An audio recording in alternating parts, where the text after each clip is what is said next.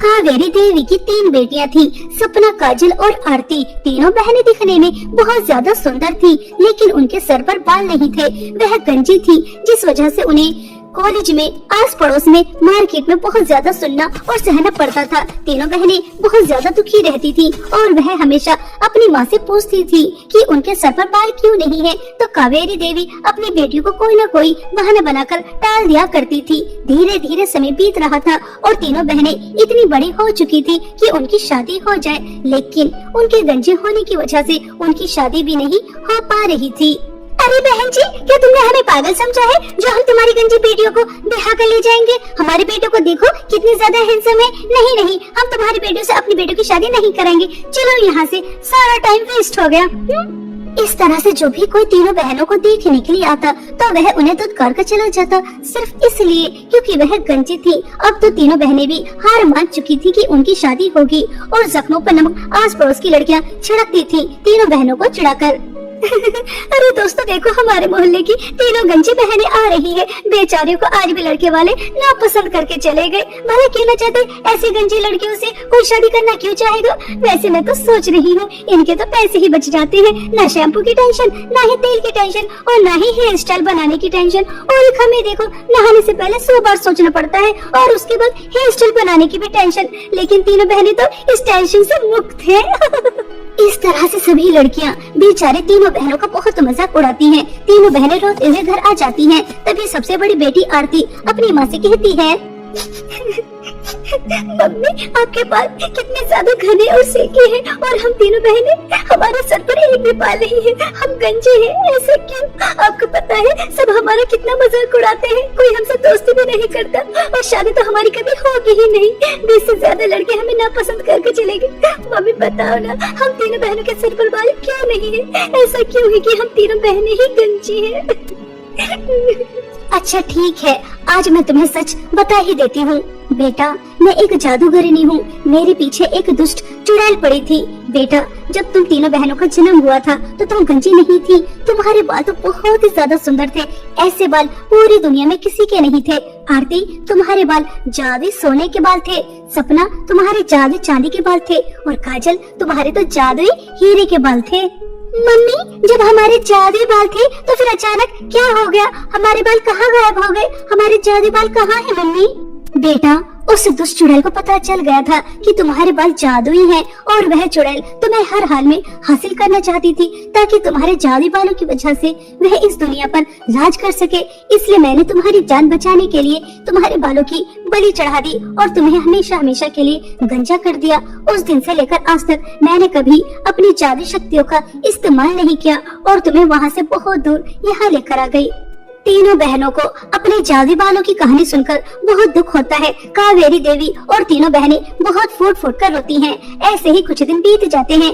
ऐसे ही एक दिन कावेरी देवी के पास एक बूढ़ी औरत आती है और वह कावेरी देवी से कहती है, मैंने सुना है कि तुम अपनी बेटियों की शादी करना चाहती हो, लेकिन उनके गंजे होने की वजह से उनसे कोई शादी नहीं कर रहा। अरे कावेरी बहन, सुंदरता तो दिल की होनी चाहिए। तुम्हारा पूरे गांव में बहुत नाम सुना है, तुम सबकी मदद करती हो। जरूर तुम्हारी बेटी भी तुम्हारी तरह अच्छे स्वभाव की होंगी। मुझे नेक और सुशील बहू चाहिए जो मेरे घर को स्वर्ग बना दे। आजकल की बहू तो पता नहीं, ससुराल में आते ही आतंक मचा देती है। बस मुझे ऐसी ही लड़कियों की तलाश थी। क्या तुम अपनी बेटियों की शादी मेरे बेटों से करोगी? मुझे तुम्हारी बेटियां पसंद हैं। अम्मा जी, आपने तो मेरी सभी मुश्किलों को हल कर दिया। आपका बहुत बहुत धन्यवाद। अच्छा सा मुहूर्त निकालकर अपने बच्चों की शादी कर देते हैं।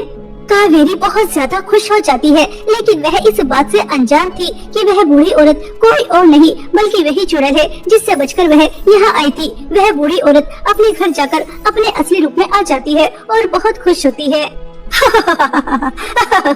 बेवकूफ कावेरी, मैंने तुझे इतने सालों बाद भी अच्छी तरह पहचान लिया, लेकिन तू मुझे नहीं पहचान पाई। तूने अपनी बेटियों के जादुई बाल हमेशा हमेशा के लिए गायब कर दिए थे ना, लेकिन जब मैं अपने शैतान बेटों से उनकी शादी कराऊंगी तो उनके बाल दोबारा से वापस आ जाएंगे और उसके बाद उन्हें अपनी बहू बनाकर उनके जादुई बालों की मदद से इस दुनिया पर राज करूंगी। राज ऐसा सोचकर वह चुड़ैल बहुत खुश हो रही थी। वहीं दूसरी तरफ कावेरी और उसकी तीनों बेटियां बहुत खुश थी, खुशी के मारे डांस कर रही थी। शादी की तैयारियां जोरों शोरों से चल रही थी।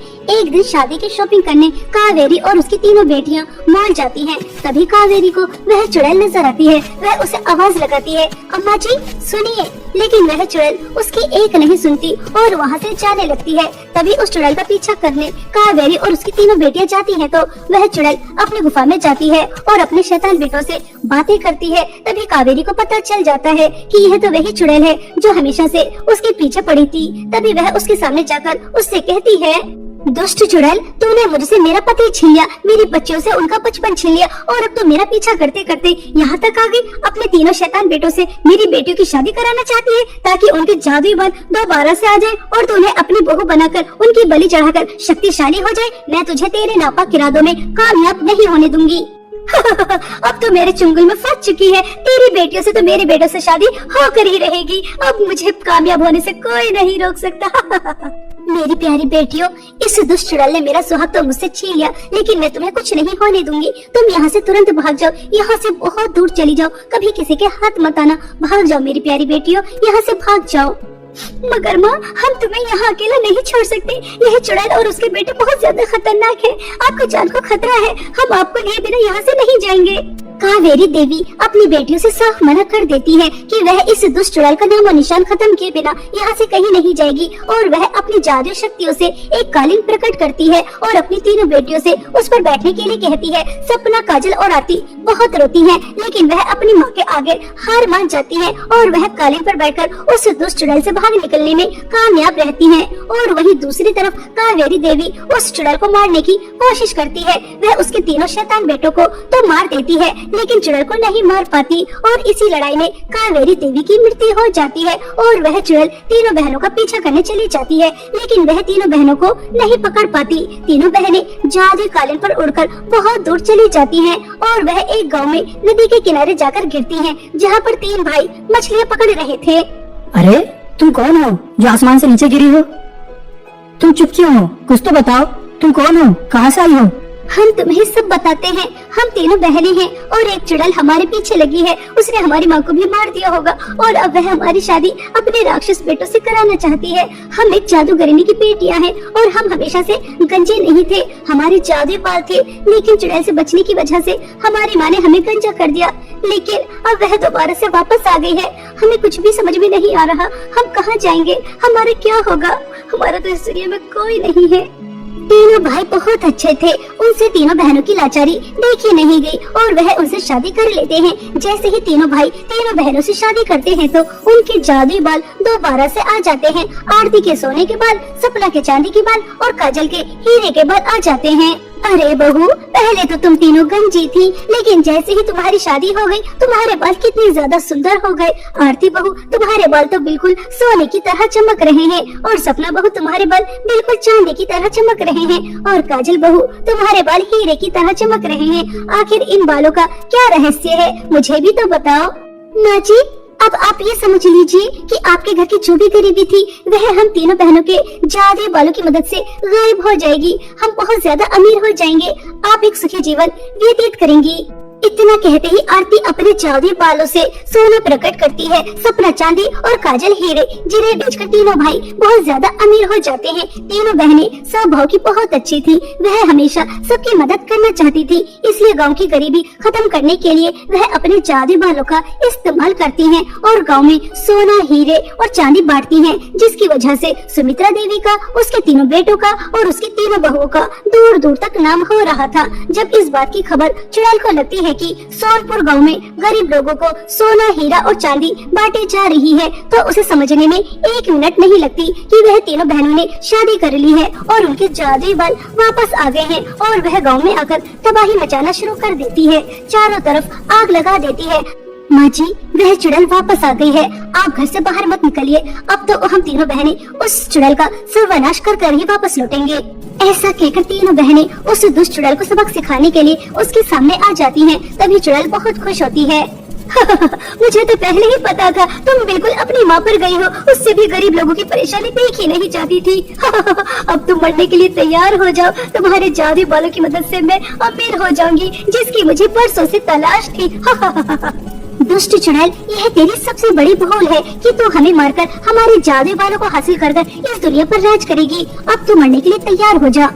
ऐसा कहकर तीनों बहनें एक हो जाती हैं और वह अपनी जादू बालों की शक्ति की मदद से और भी ज्यादा शक्तिशाली हो जाती है। वह चुड़ैल तीनों बहनों को मारने के लिए बहुत कोशिश करती है, लेकिन वह अपने मकसद में कामयाब नहीं हो पाती और तीनों बहनें अपने जादू बालों की मदद से उस दुष्ट चुड़ैल को जलाकर राख कर देती हैं और उसका किस्सा हमेशा हमेशा के लिए खत्म हो जाता है। उसके बाद तीनों बहनें गाँव में जो भी नुकसान हुआ था उसके लिए अपने जादू बालों से सोना, हीरा और चांदी लेकर पूरे गाँव में बांटती है। गाँव वाले खुश हो जाते हैं और तीनों बहनों के लिए तालियां बजाते हैं। तीनों बहनें बहुत खुश होती हैं कि उन्होंने अपनी माँ का बदला ले लिया और जो उनके सर पर खतरा था वह भी हमेशा हमेशा के लिए टल गया है और वह अपने ससुराल में हंसी खुशी जीवन व्यतीत करती हैं।